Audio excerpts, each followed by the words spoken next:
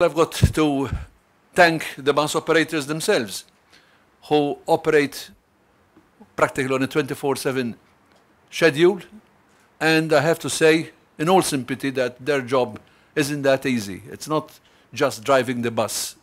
It's meeting people of all ages, in all moods, and having to face them. It's not like sitting behind the screen in an office, you know, checking numbers on the screen. It's actually meeting people. And I emphasize this because it's very, very important, because you are the face that many people meet when they come to Malta. Dan qalu l-President ta' Malta George Vella waqt il-preżentazzjoni tal-5 edizzjoni ta' tal-linja għall-Istrina, inizjattiva li ser issir nhar is-Sibt 18 ta' Diċembru 2021. Permezz ta' din l-inizjattiva l-kumpanija li tmexxi trasport pubbliku se tkun qed tagħti donazzjoni tal-prezz ħieħ lil passiġġieri jħallsu dakinhar għall-ewwel vjaġġ tagħhom meta jużaw it-tal-linja cards tagħhom jew meta jixtru biljett mingħand ix-xufier. Dan ifisser lin-nies kollha li se jivvjaġġaw b'tal-linja nhar is-Sibt li ġej se jgħinu biex jinġabru l-flus għall-karità.